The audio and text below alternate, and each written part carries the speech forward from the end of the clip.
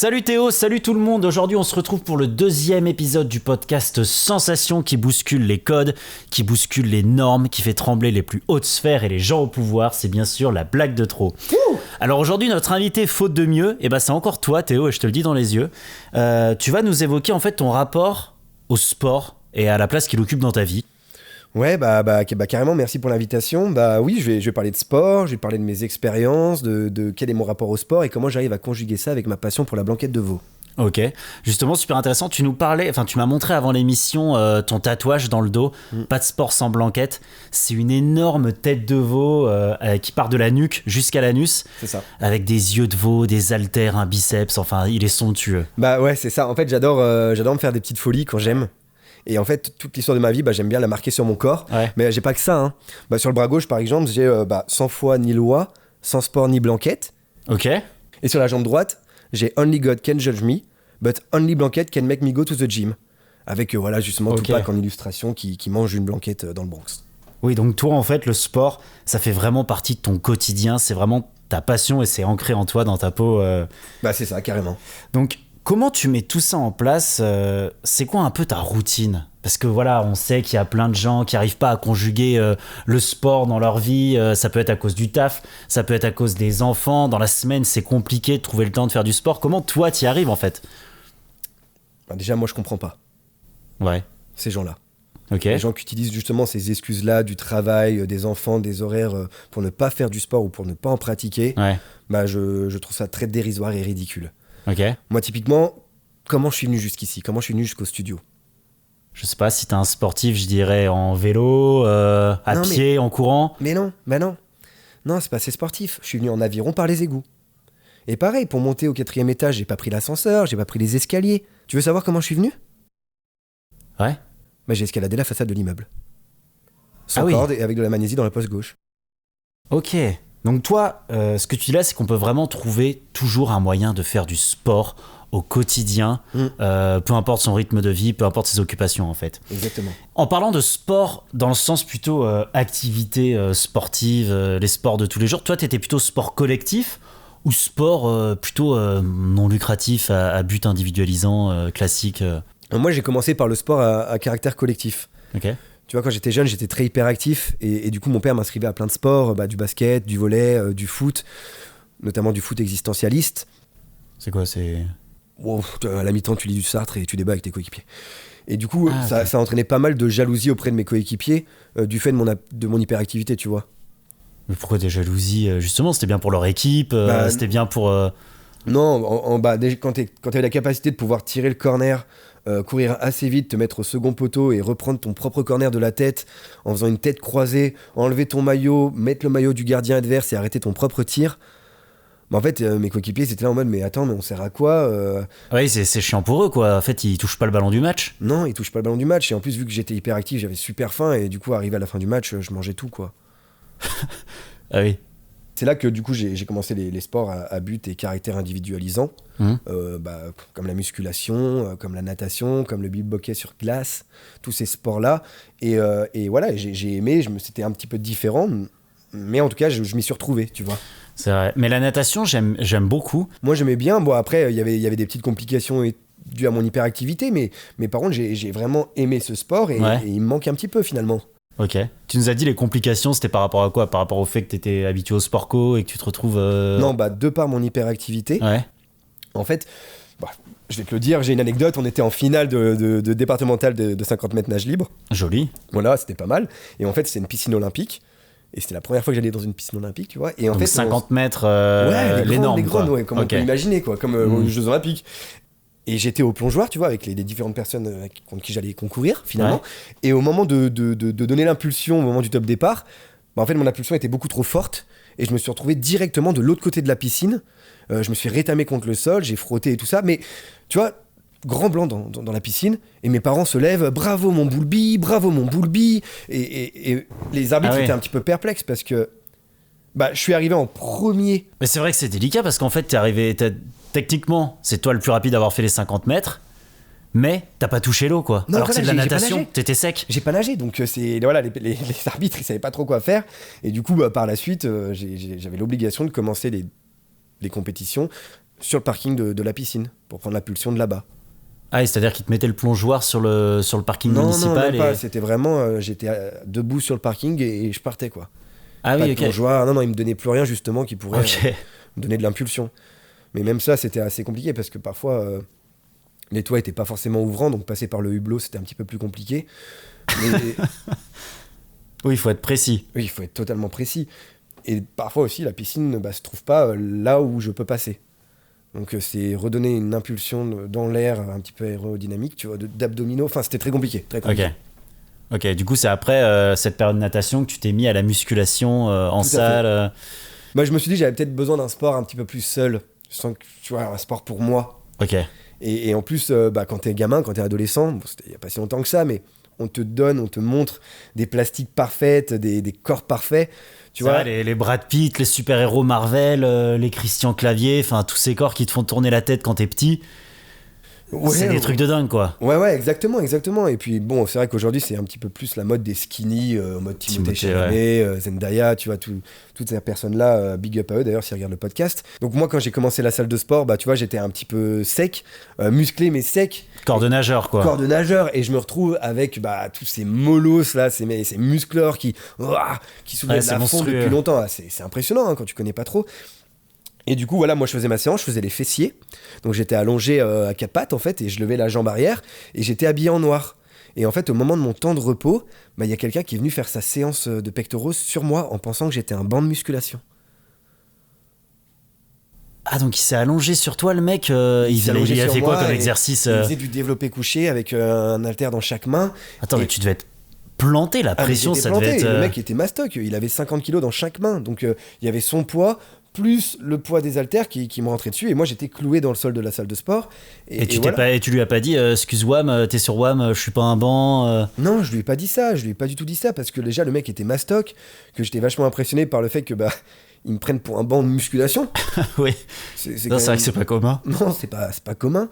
Et en fait, au bout d'un moment, j'ai quand même réagi parce que je commençais à avoir un petit peu mal, et tu vois, j'avais mon côté droit qui commençait à trembloter. Tu vois, mais parce que j'avais 170 kilos. Oui. Au bout d'un moment, ça depuis commence à 10 être, minutes, voilà, je tremblotais, je me sentais un petit peu fébrile, et je sentais que le mec, il commençait à bouger un petit peu. Et il disait, mais dans sa barbe, mais putain, mais c'est quoi ce banc de merde, salle de sport de merde, c'est quoi ce banc, quoi? Et moi, je fais, non, mais monsieur, ça va, par contre, je suis un humain quand même, avant tout. Banc de merde, ok, mais un humain. Et en fait, il a été surpris. Il a lâché l'haltère qui tenait, ça lui a coupé la nuque et coupé le cou, et en fait sa tête s'est retrouvée sur le sol, et le mec est mort direct, quoi.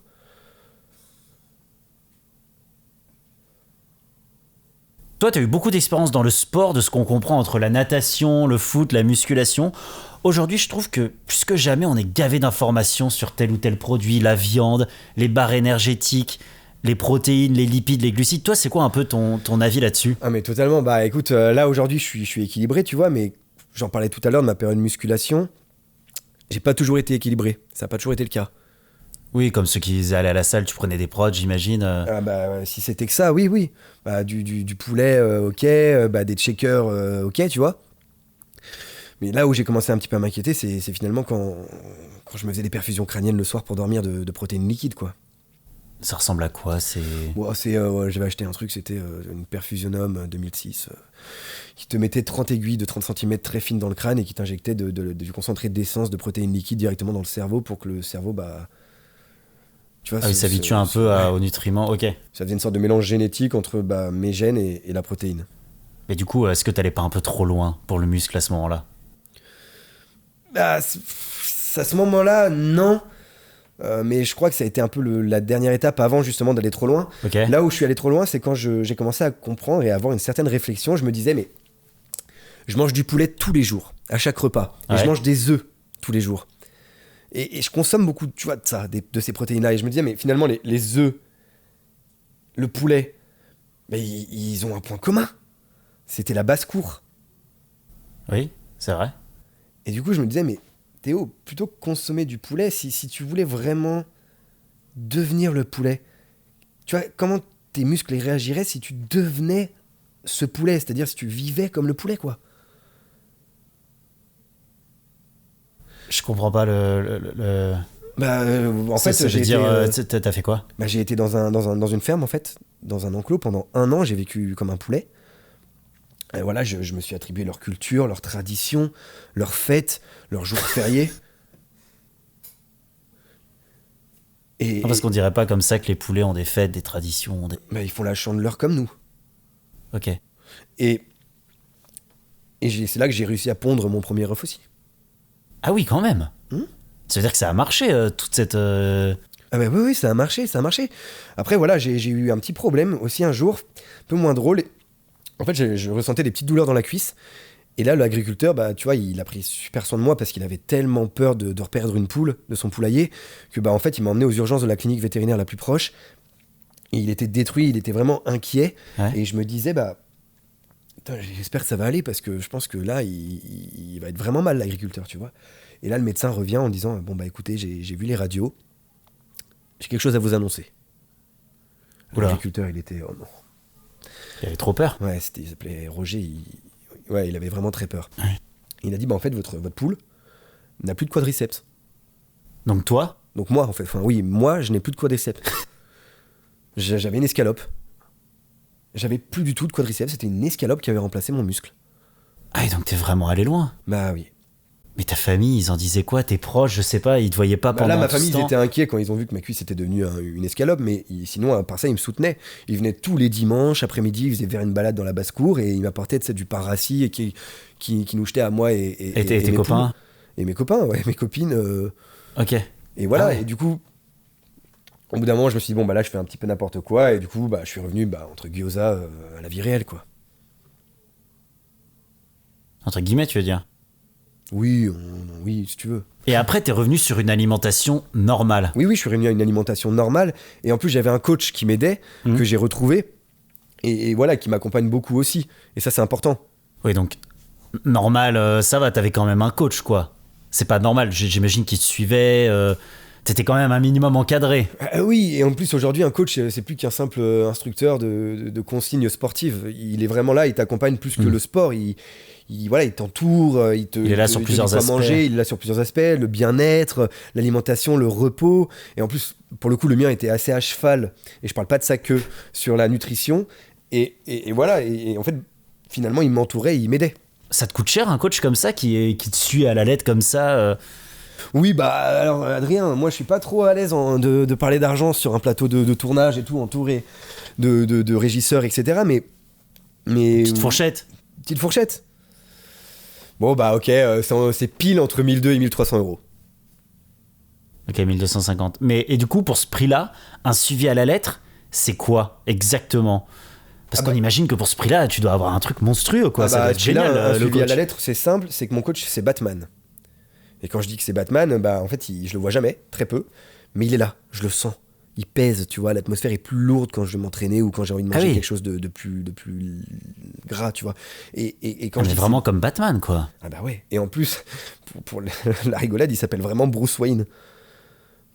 Et la seule différence qui lui a valu pas trop de moqueries quand il était jeune, c'est que lui, il a un H entre le O et le M. Ok. Et pour l'anecdote, mon coach, il y a un soir, j'étais chez moi, et moi j'aime bien me prendre une petite collation après un entraînement le soir. Petite fonce dalle, quoi. Petite fonce dalle, voilà, et j'ai du Nutella dans le placard. Oh là là. Et du coup, je me lève en pleine nuit pour aller me faire une petite tartine de Nutella. Et en fait, au moment où j'arrive dans la cuisine, j'étais nu, j'avais laissé la lumière éteinte et tout ça. Et là, je commence à tartiner ma biscotte, et j'entends, n'y pense même pas. Salut. Oh, je suis surpris, je regarde à droite, je regarde à gauche, je regarde à moi, je vois personne, il y avait personne, et je vois en face de moi une ombre, mais je me dis, mais j'ai pas d'arbre dans le salon. Et en fait, c'était une ombre un peu vacante, comme ça, qui se balançait de gauche à droite, et il me répète, n'y pense même pas. Et en fait, je capte qu'il était au plafond, et en fait, il était gainé entre deux poutres du plafond. Ah, comme dans Kill Bill ? Ouais, et ce qui pendait, en fait, c'était son sexe. Parce qu'il était nu aussi. Tu vois.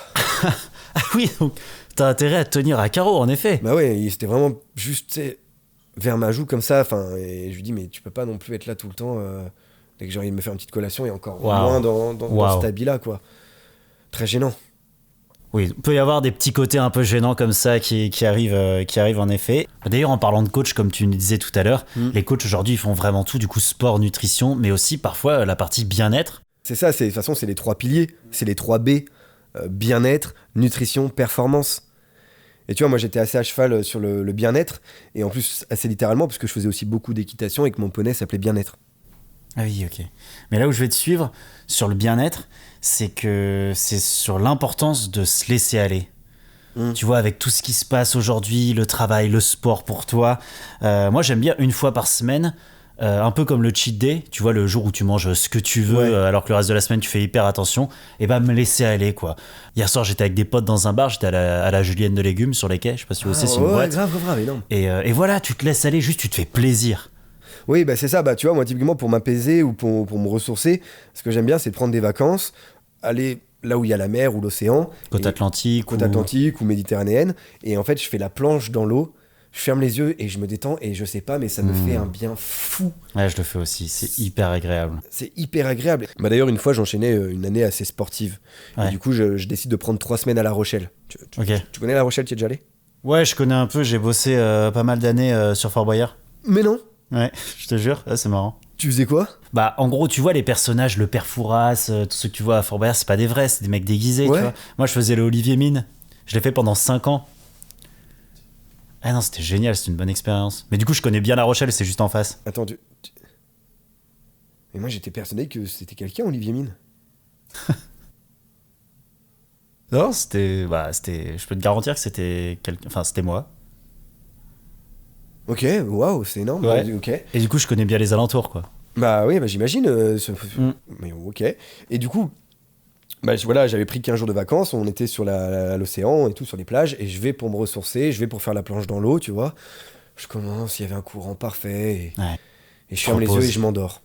Ouais, classique. Bah classique, sauf ça que fait tellement du bien. Bah classique, oui.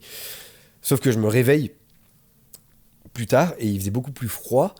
Et tu vois, dans le doute et tout ça, je regarde à droite et tout, et en fait, je vois une énorme statue. Une statue d'une madame qui tenait une sorte de cheminée de poche comme ça. Putain, mais y a rien dans le coin. Il y a rien. Et je me dis, mais je suis où, tu vois, je comprenais pas, parce que La Rochelle, le Fort Boyard, ok, mais une statue d'une femme qui porte une cheminée portative, j'ai jamais vu ça. Ouais.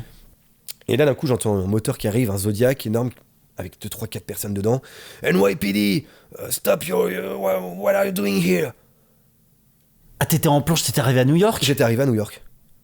Ah waouh, ok. Je me suis endormi en planche, je suis arrivé à New York. Ah, il est solide. Mais c'est le courant en fait. C'est vrai que l'océan c'est pas comme la Méditerranée, tu vois, il y a un courant un peu plus fort.